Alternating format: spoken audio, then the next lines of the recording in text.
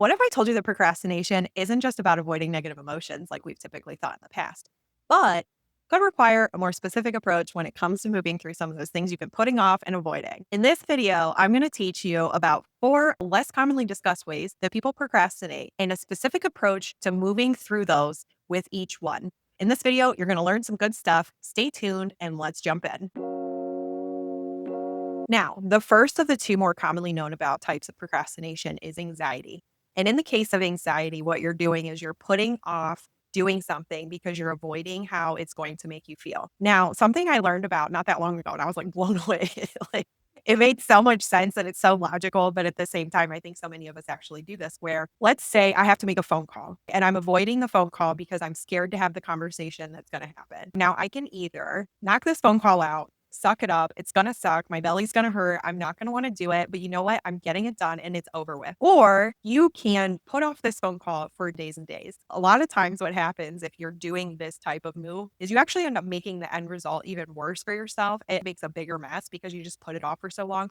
And what happens is that anxiety now for days and days is going to be building up momentum. So instead of just being uncomfortable really quick for a few minutes in the first place and just getting the phone call done, now I've spent like a week putting off this phone call and now I've just made it so much worse in my head. Generally speaking, if it's anxiety, I say rip it off like a band-aid, just get it done. This is something I've recently started implementing into my day-to-day life because I tend to be on the procrastination station. You're here, you know about it. I'm here. We all know about it. That's the first type that I'm going to talk about. Next, we're going to move on to rebellion. Rebellion as an act of procrastination is you put things off because someone is telling you to do it. You don't want rules or schedules imposed on you. You don't want authority figures telling you what to do. So in that case, you end up delaying the acts that you are told that you have to do. In the case of this one, it obviously is going to require its own level of self-awareness to be able to break free from this one. I think it usually is something about a sense of control, like I have control of this situation. So for this one, I think you're really going to have to look within yourself and see like, why is it you do these things? And then reframe your command as a choice. I'm doing this because it supports my goals for tomorrow. Now, according to research done by Pierce Steele, he is the author of a book called The Procrastination Equation.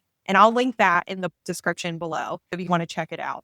Dr. Pierce Steele is a leading researcher on this topic of procrastination and motivation, and he studied it for years. And he actually was able to compile years of research on procrastination and did analytics on all of this research and found that rebellion and anxiety, although more commonly known about and more commonly accepted, actually have a weaker link to procrastination than these 4 things that we're about to break down now. So the first reason that Dr. Steele found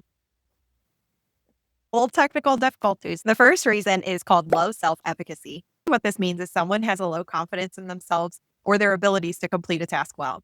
So what they do is they either put off starting it or they just don't do it at all. If this sounds like you, a really good tip is to take your larger task that you have to get done and break it into tiny tasks. The tinier the task, obviously, the easier it's going to be. As you check off these tiny tasks, you build up more confidence in yourself and you also build up some momentum in getting your project moving forward. Great example of this would be what if you want to be a content creator, but you're too afraid to look stupid to strangers on the internet? It's okay. We've all been there. If that's you, what's the first step you need to take? What's the next step you need to take? So don't look at these content creators who have huge followings and tons of videos and a great brand and probably a whole team of people supporting. Instead of letting that sit in your way, just look at the next thing you have to do. All you have to do is start the account.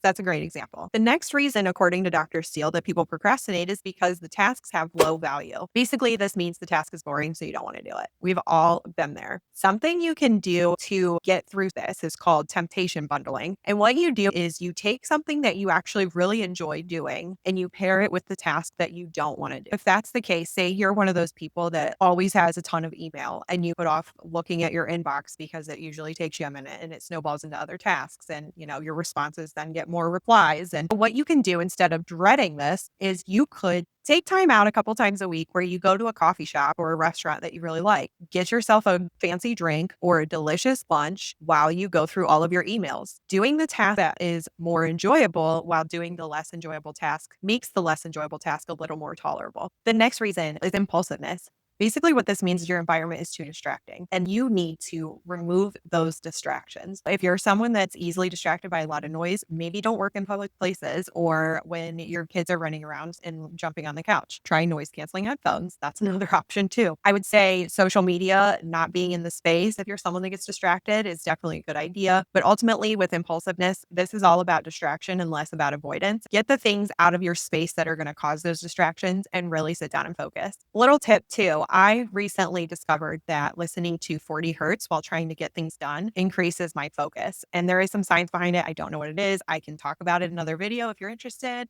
Let me know in the comments. But with impulsiveness, you're definitely going to have to remove distractions. The final reason for procrastination is delay. What this one is, you have a lot of time between the necessary time of completion and the time of agreeing to take on a task. I have definitely been guilty of this one myself a few times. But in the case of delay, the best thing to do is actually take that timeline and break your project down into smaller checkpoints that coincide with your available time until the completion date. This way, you have things to do to keep you busy all along, and it also is like smaller steps getting accomplished at a time. This will build some confidence and it'll also keep you moving forward. I hope you found this video helpful. When I came across a lot of this information, I was like, oh, these all kind of make some sense. You might fit into different categories. You might fit into a couple of categories, and finding a specific solution to each reason that you're putting tasks off is definitely going to be helpful. If there's more that you want me to go into that you're interested in, or have a different topic that you want me to talk about, this channel is going to be kind of an evolution of things that I personally have either overcome or I'm in the process of learning more about. And I'm just going to post things as I learn about them. My jam is usually a lot of,